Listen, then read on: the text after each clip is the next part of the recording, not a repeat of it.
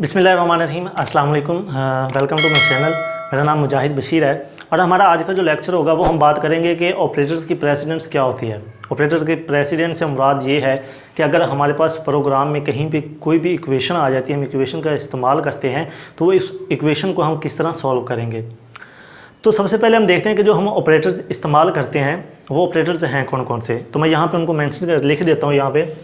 तो हमारे पास सबसे पहले आती है स्मॉल ब्रैकेट्स, उसके बाद मल्टीप्लाई। तो मैं यहाँ पे आपको बताना चाहूँगा कि कंप्यूटर प्रोग्रामिंग में जब हम मल्टीप्लाई को चीज़ करते हैं, मल्टीप्लाई के लिए हम जो साइन इस्तेमाल करते हैं, जो ऑपरेटर इस्तेमाल करते हैं वो बेसिकली स्टार का करैक्टर है। तो इसको हम एज अ मल्टीप्लाई ऑपरेटर इस्तेमाल करते हैं। उसके बाद हमारे पास डिवीज़न है और डिवीज़न के लिए हम स्लैश इस्तेमाल करते हैं। उसके बाद प्लस है, माइनस है और एक मॉड्यूलस। ये हमारे पास चंद ऑपरेटर्स हैं जो कि हम प्रोग्रामिंग में इस्तेमाल करते हैं। तो अब यहाँ पे देखते हैं कि इनमें से सबसे प्रेसिडेंस किसकी सबसे ज़्यादा है। प्रेसिडेंस से मुराद ये है कि इनमें से हम कौन सा ऑपरेटर सबसे पहले इक्वेशन में सॉल्व करेंगे। तो मैं यहाँ पे तरतीब के साथ लिख देता हूँ कि जिसकी प्रेसिडेंस सबसे ज़्यादा है और किसकी सबसे कम है। तो जो कि पहले नंबर पर आ रहा है, पहले नंबर से मुराद ये है कि जिसकी प्रेसिडेंस इन सब से ज़्यादा है वो है स्मॉल ब्रैकेट्स। स्मॉल ब्रैकेट्स वाहिद है जिनके इन तमाम ऑपरेटर से प्रेसिडेंस सबसे ज़्यादा है और इसको हम कहीं पे भी अगर इक्वेशन हमारे पास आती है तो जो ब्रैकेट्स वाला हिस्सा होगा उसको हम सबसे पहले सॉल्व करेंगे। उसके बाद दूसरे नंबर पे आता है जिनकी प्रेसिडेंस ब्रैकेट्स की निस्बत कम है, उसमें मल्टीप्लाई आ जाता है, डिवाइडेड आ जाता है और मॉड्यूलस। ये तीन ऑपरेटर्स हैं जिनकी प्रेसिडेंस आपस में सेम है लेकिन ब्रैकेट से कम है। अब यहाँ पे एक और सवाल भी पैदा होता है कि अगर सेम प्रेसिडेंस वाले हमारे पास ऑपरेटर्स आ जाएं तो हम फिर सब में से पहले कौन सा ऑपरेटर सॉल्व करेंगे। तो ये हम आगे एक एग्जांपल देखेंगे, उसमें डिटेल से बात करेंगे इस पर।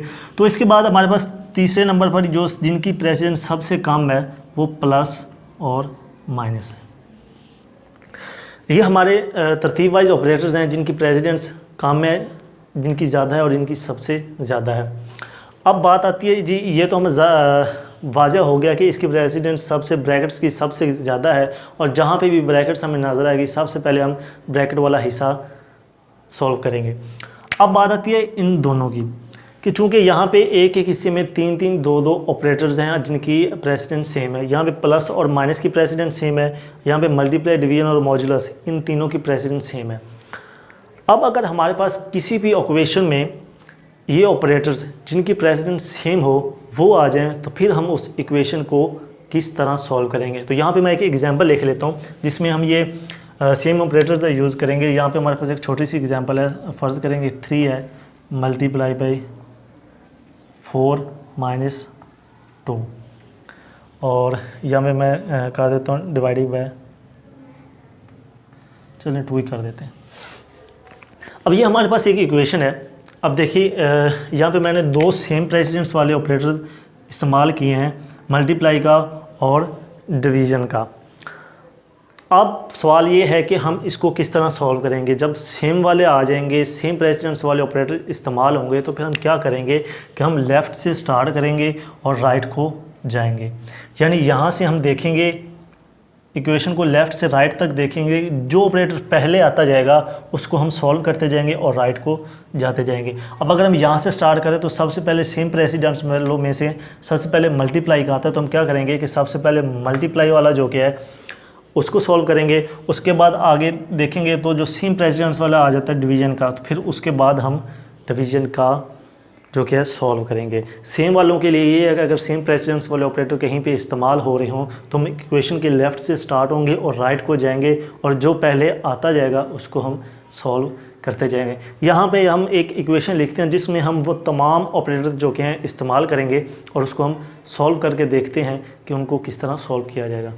तो अब मैं यहाँ पे एक ऐसी एग्जांपल लिखता हूँ जिसमें हम वो तमाम ऑपरेटर जो कि इस्तेमाल करेंगे और फिर हम देखेंगे कि इनमें से सबसे ज़्यादा प्रेसिडेंस किसकी और इसको किस तरह सॉल्व करेंगे। तो यहाँ पे एक मैं इक्वेशन लिख देता हूँ जिसमें 6 मॉड्यूलस 2 प्लस 1 मल्टीप्लाई बाय 3 और उसके बाद आ जाता है, फ़र्ज़ करें कि यहाँ पे मैं लिख देता हूँ -1 और डिवाइडेड बाय 2।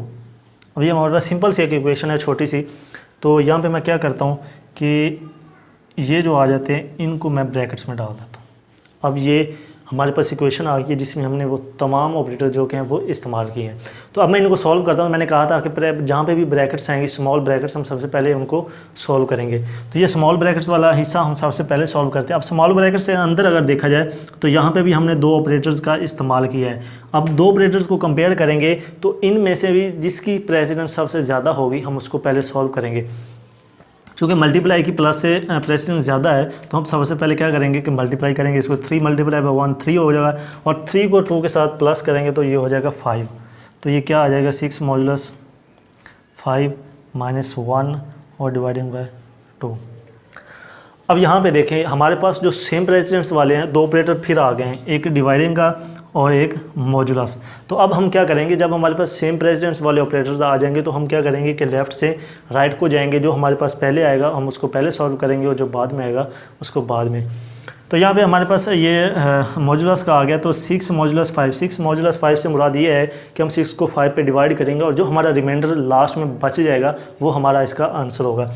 तो 6 मॉडुलस 5 आता है 1 माइनस 1 डिवाइडिंग बाय 2। अब यहाँ पे मैंने इसको डिवाइडिंग बाय 2 लिख दिया है। अगर आप इसको एक साथ ही सॉल्व करना चाहें तो कर सकते हैं, क्योंकि मैंने कहा था कि हम लेफ़्ट से राइट को जाएंगे। तो आप अगर एक ही स्टेप में करना चाहें तो कर सकते हैं, अगर अलग-अलग करना चाहें तो फिर भी कर सकते हैं। तो इस तरह करें, अगर 1 डिवाइडेड बाय 2 करें तो ये आ जाता है 0.5। तो ये तकरीबन 0.5 ही आंसर आ जाएगा इसका। तो बेसिकली हमारा ये सॉल्व करने का मकसद यही था कि हम इन ऑपरेटर्स को किस तरह सॉल्व करते हैं। इक्वेशन हो जिस तरह की मर्ज़ी हो। हाँ, एक बात तो यहाँ पे है कि अगर हम इसको प्रोग्राम में लिखेंगे तो कंपाइलर तो उसको सॉल्व कर ही लेगा। अगर हम प्रैक्टिकली इसको हाथ से लिख के कोई इक्वेशन हम सॉल्व करते हैं तो ये इसमें हमारी हेल्प करती है कि हम किस तरह ऑपरेटर्स को इस्तेमाल करते हैं। तो आज का लेक्चर हमारा बस इतना ही था। तो हमारा जो नेक्स्ट लेक्चर होगा इंशाल्लाह हम उसमें कंडीशंस पे बात करेंगे, जिसमें हम इफ़ एल्स और स्विच स्टेटमेंट डिस्कस करेंगे। तो इंशाल्लाह नेक्स्ट लेक्चर में मिलते हैं। अल्लाह हाफ़िज़।